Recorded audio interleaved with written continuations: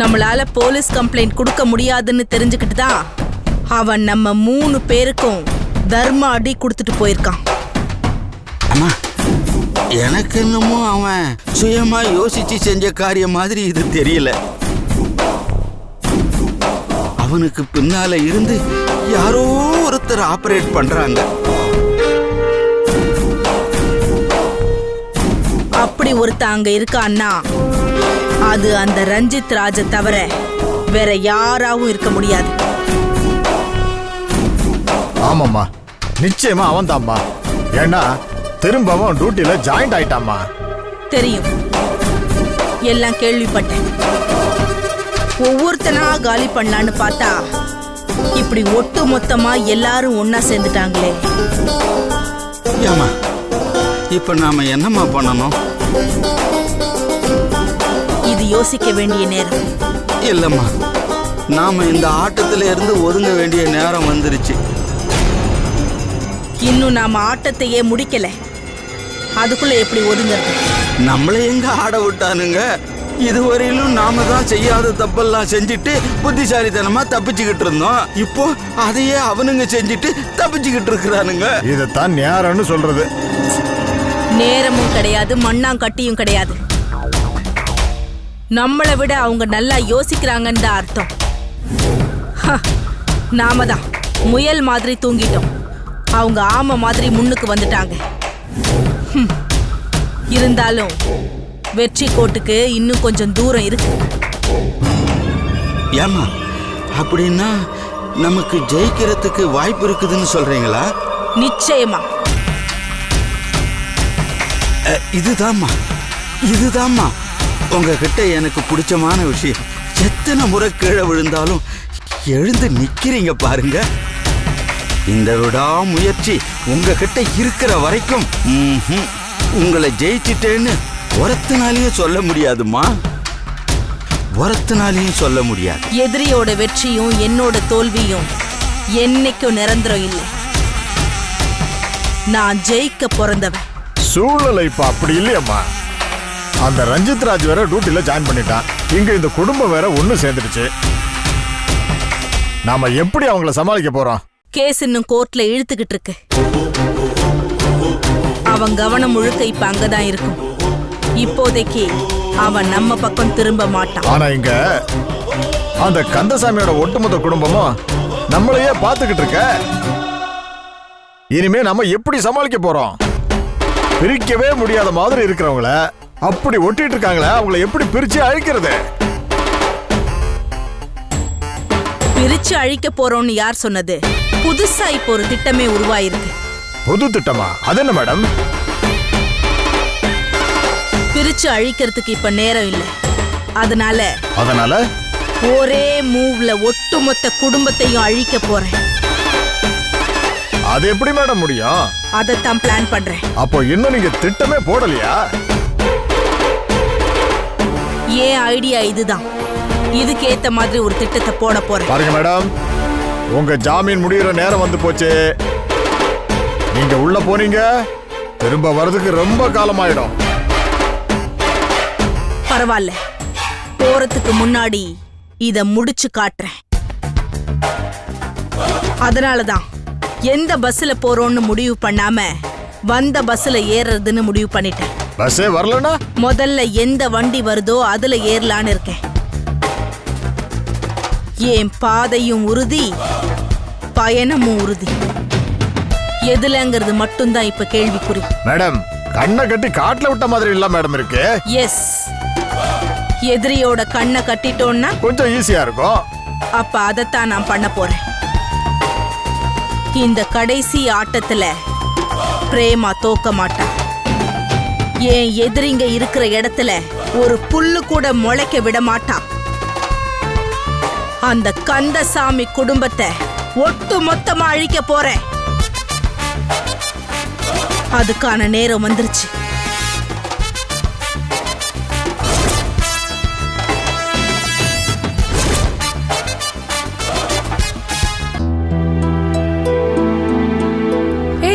சாப்பிட்டியா? இல்லக்கா, ஒரேடியா மத்தியானமா சாப்பிட்டுக்கிறேன். ஏன்? ஒரேடியா ராத்திரி சாப்பிட்டுக்கலாம், இல்ல நாளை காலையில கூட சாப்பிடலாம்.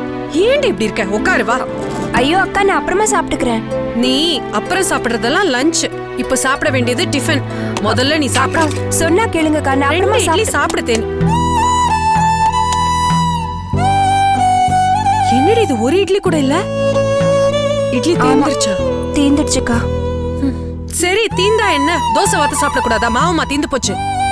மாவும் தீந்து போச்சுக்கா. என்ன தேனு, அதுக்காக சாப்பிடாமே இருப்பியா? வேற ஏதாவது உப்புமா பண்ணி சாப்பிடலாம்ல. பரவாயில்லக்கா, ஒருவேளை சாப்பிடலன்னா செத்தா போயிட போறேன்.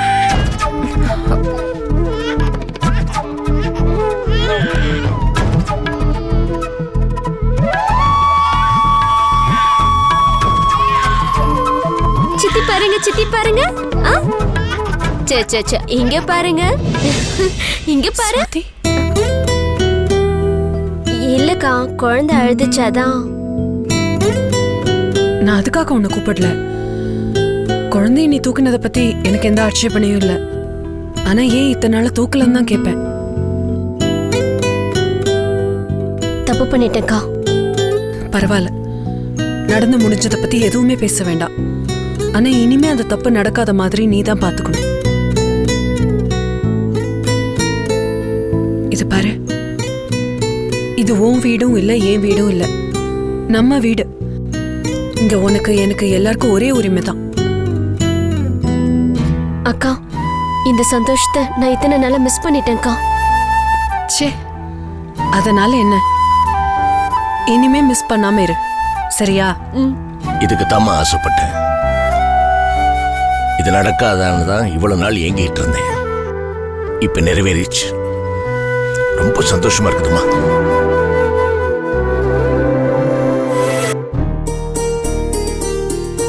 ஐயா, கந்தசாமி ஐயா.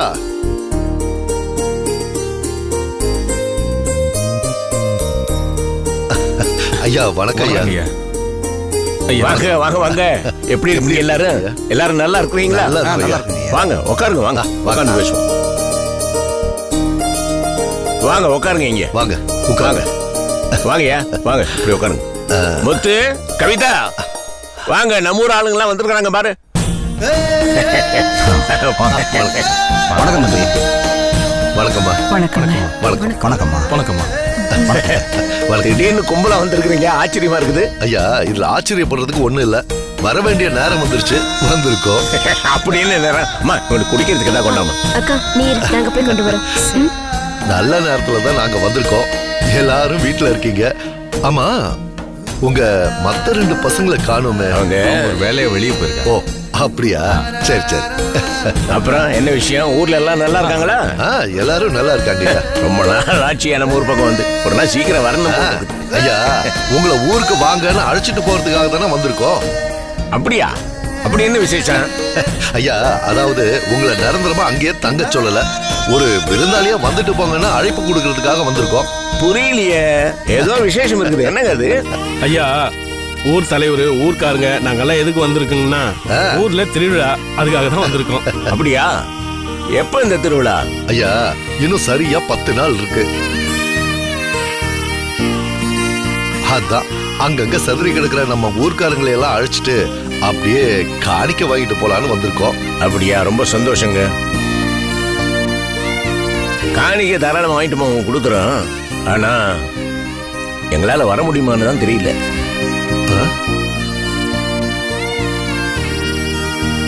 ஏய்யா, குடும்பத்தோட எல்லாரும் எங்கேயாவது வெளியூர் போறீங்களா? இல்லைங்க, சமீபத்துல அம்மா இறந்துட்டாங்க.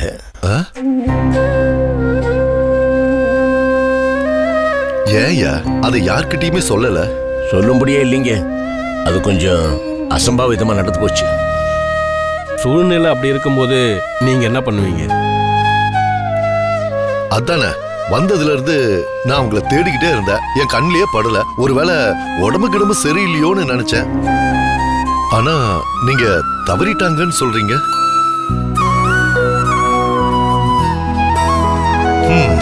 சரி, நடந்ததை விடுங்க, நடக்க போறத பாப்போம்.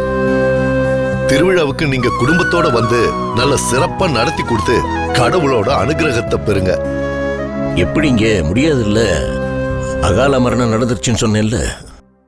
கோயிலுக்கெல்லாம் தான் தீட்டாயிருமில்ல. ஐயா அதெல்லாம் ஒண்ணும் கிடையாதுங்கய்யா, தாராளமா வரலாம். இப்போதைக்கு என்னால இத பத்தி முடிவு பண்ண முடியலைங்க. எனக்கு ரொம்ப ஆசைதான் குடும்பத்தோட பேர குழந்தைகளோட நம்ம ஊர் கோயிலுக்கு வரணும்னு விட்டு. அதனால குடும்பத்துக்கு நல்லது நடக்கும்னா நிச்சயமா வருவேன். ஆனா இதனால கெட்டது நடந்துடக்கூடாதுல்ல, அதனாலதான் வரத்துக்கு யோசிக்கிறேன். ஐயா எதுக்கு சந்தேகம்? சோழிய போட்டு பார்த்துட்டா எல்லாம் தெரிஞ்சிட போகுது.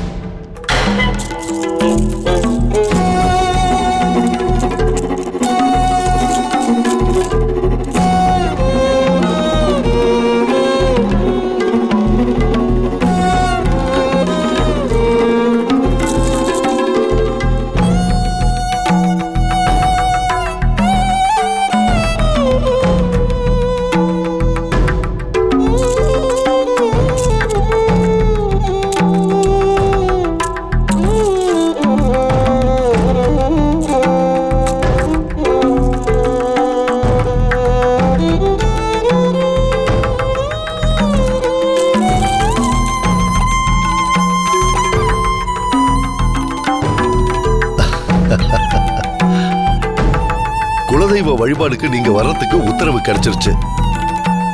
நீங்க வந்தா நல்லதுன்னு சமிஞ்ஞை கிடைச்சிருக்கு.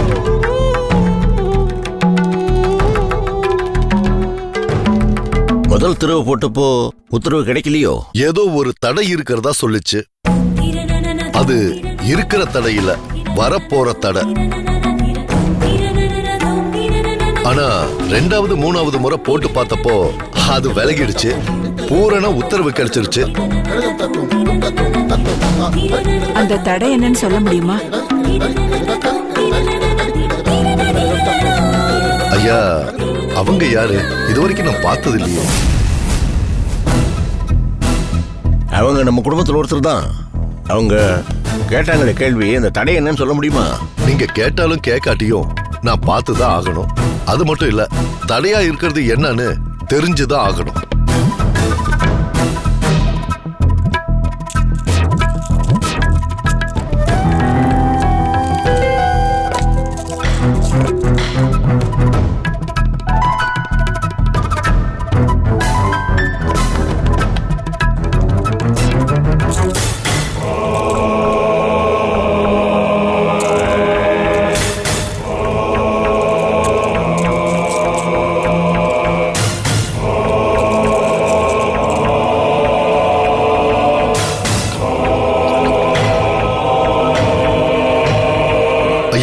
இத கொஞ்சம் தொடுங்கள.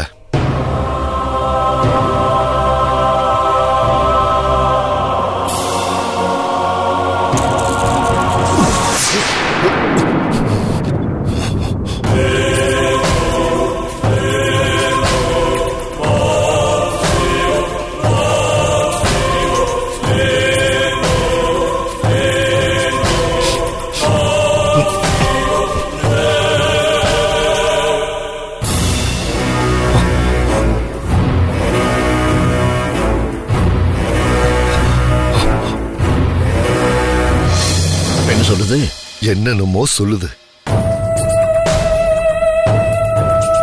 ஐயா இதுக்கு மேலே நான் மறைச்ச பிரயோஜனம் இல்ல. ஏதோ ஒரு ஆபத்து வரப்போகுதுன்னு சொல்லுது.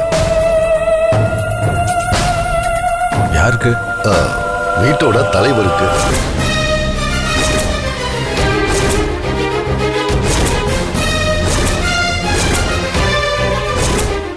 ஏதோ ஒரு ஆபத்து வரப்போகுதுன்னு சொல்லுது.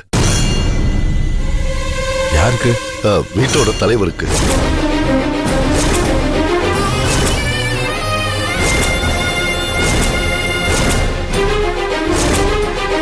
தலைவர்னா அது வீட்டோட மூத்த குடிமகன், அதாவது உங்க மாமனாருக்கு.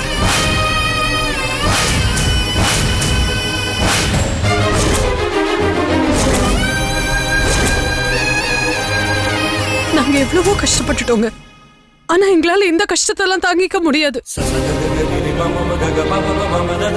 அம்மா கவிதா, ஏம்மா கவலைப்படுற? வந்தவங்க ஒரு நாள் போய்த்தானே ஆகணும். யாருமே இங்க சாஸ்வதம் இல்லையா? மனசு சமாதானப்படுத்திக்குமா, ஒன்னாவது கவலைப்படாத. ஆண்டவனை நம்பு. அது இருக்கட்டும், முதல் வாட்டி போட்டப்போ என்ன காரணத்துக்காக முகத்தை சொல்லிச்சிங்க? ஐயா, முதல் தடவை சோழிய போட்டப்போ ரத்த வாடை வந்துச்சு.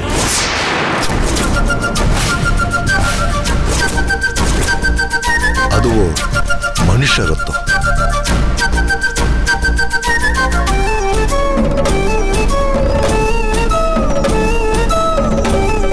நல்லதுக்கு இல்லையா?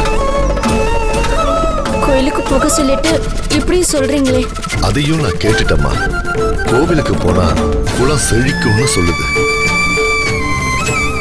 ரத்தவாடிக்கு பரிகாரம் கேட்டா கோவிலுக்கு போக வேண்டாம், குளம் நாசம்னு சொல்லுது.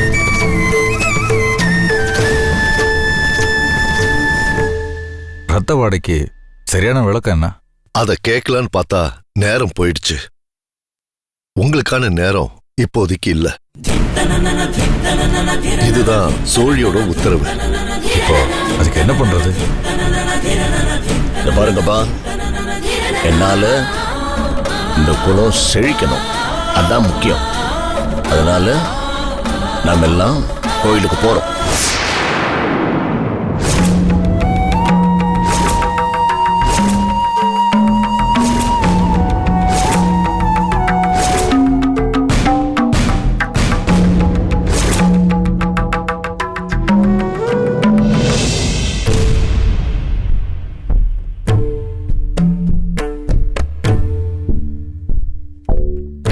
ஐயா, இந்தாங்க எங்க காணிக்க.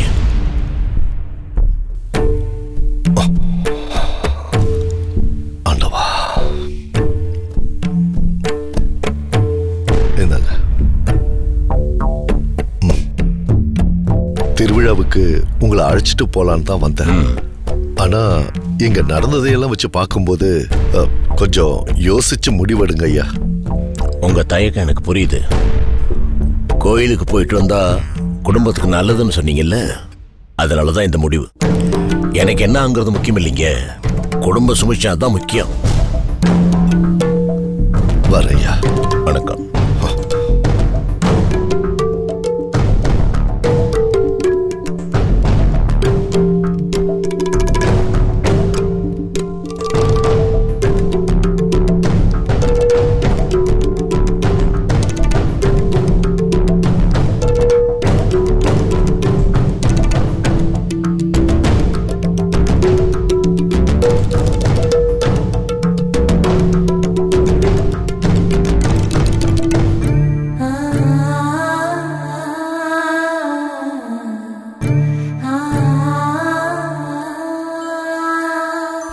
என்னப்பா? கலங்காதர கண்ணா, ஆண்டவன் சந்நிதிக்கு தானே போறோம். என்ன கெடுதல் வரப்போகுது? ஒன்னாவது